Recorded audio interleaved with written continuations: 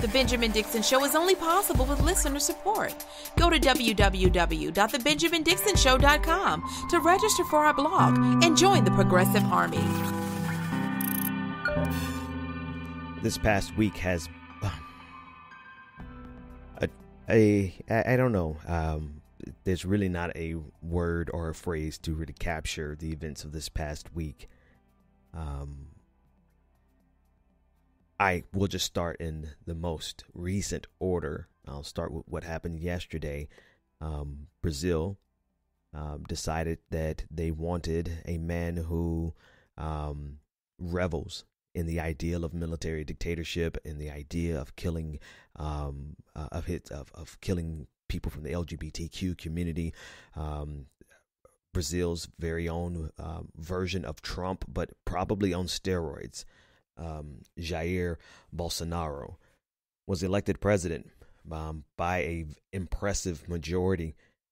So it's not only a statement of the problem with this particular leader, but also the problem with the electorate and the way fear can be galvanized to elect anyone, even the most disgusting people who belong in the dregs of our society.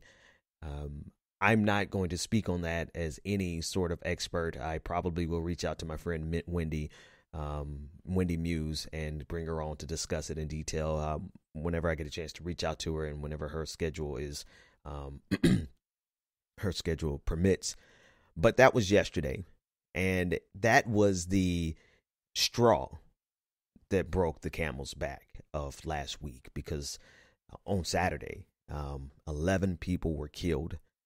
And there is obviously a very clear reason to connect all of these things. And I'll get to that in a minute for anyone who doesn't understand me connecting the election in Brazil with the murders in Pittsburgh on Saturday, where 11 people were killed in a synagogue shooting, mostly elderly people, several people who survived, several individuals who literally survived the Holocaust.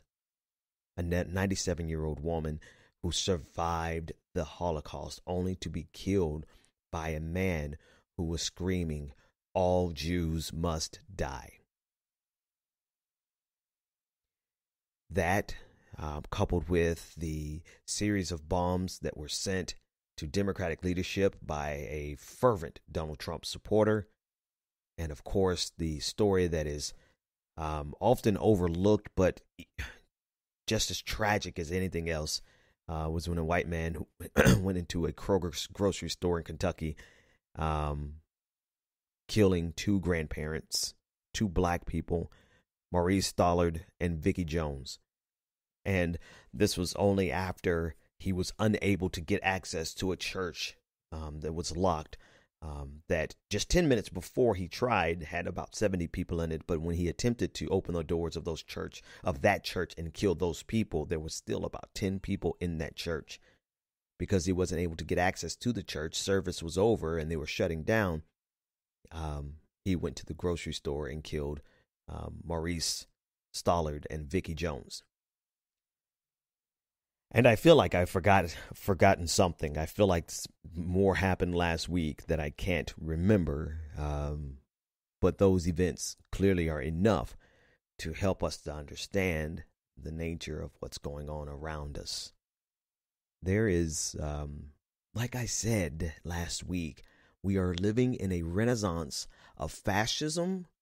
Specifically last week, I said a renaissance of white supremacy. But also a renaissance of fascism and dictatorial rule. Demagoguery is just the means to which it's accomplished.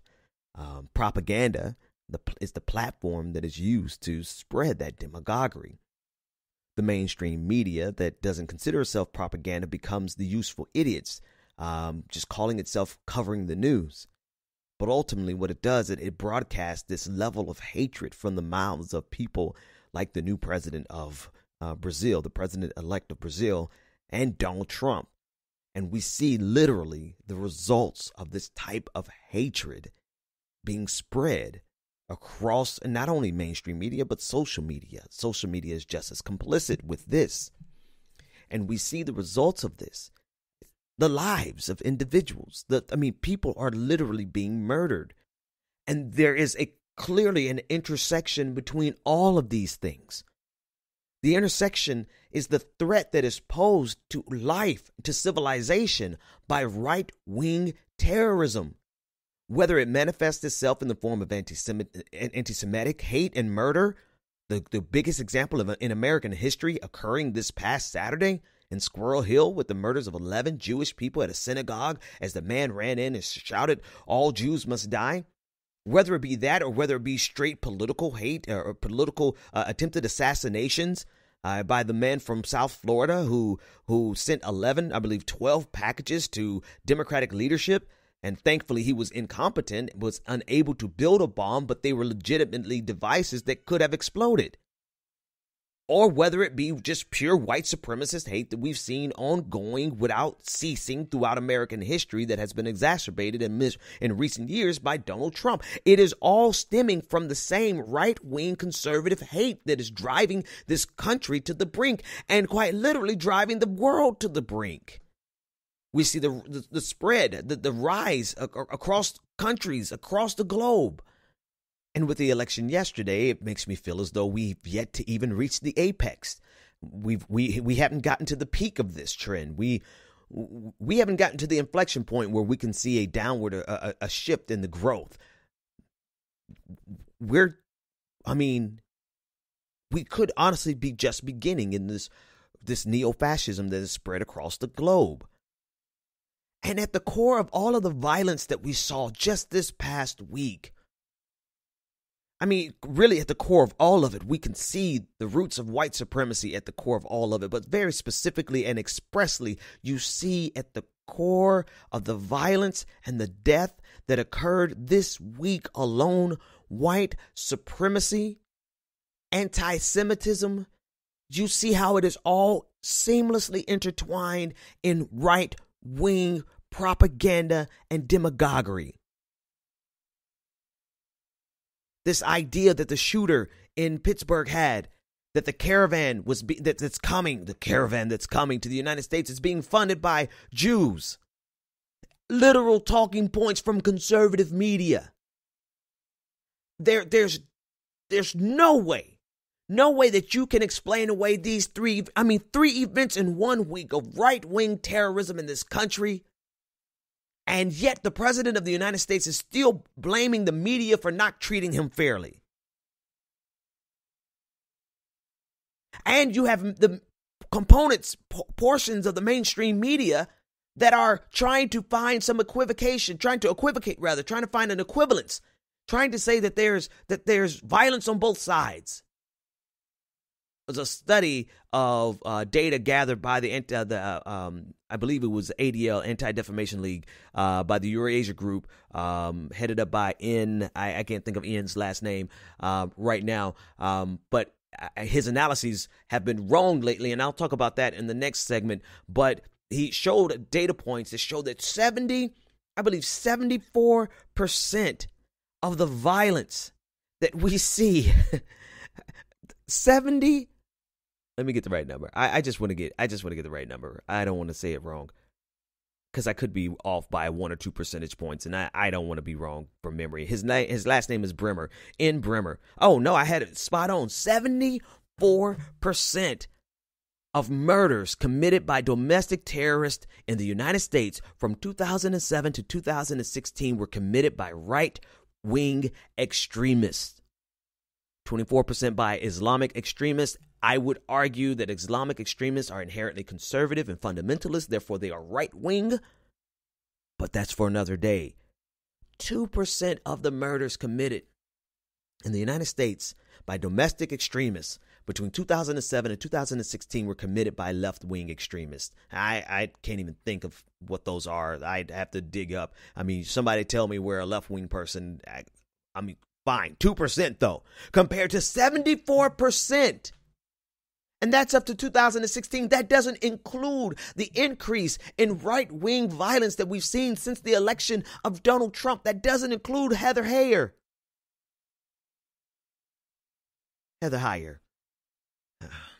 That doesn't include all the people who just were killed this week. The biggest threat to everything we fight for, everything that we stand for, all the progress that we want, but beyond that, beyond policies, beyond economic policies, beyond saving the environment, beyond all of those things, the biggest threat to our lives is white supremacy. White supremacy is inherently anti-Semitic. There is a direct threat to the lives of Muslims, Jewish people, Black people, the LGBTQ community. There is a very clear and present threat to our lives from white supremacy that is seated in the White House, dispersed through America and the world through social media, having false equivalencies drawn through the mainstream media for the sake of appearing unbiased, when 74% of the violence in this country has been committed by right-wing extremists. You cannot compare the threat that white supremacy poses to everyone that's not white or everyone that does not serve white supremacy. And you better hope that they know who you are, right? For all the Black people who are servants of this, for the Candace Owens of the world, you better damn well hope that that police officer that pulls you over actually knows that you're Candace Owens, because otherwise you're going to get treated just like any other nigga. All right, I'm chopping this up. We're going to do 3 segments today. I'm sharing all of them with the public. If you want to get the whole episode, go to get the podcast version.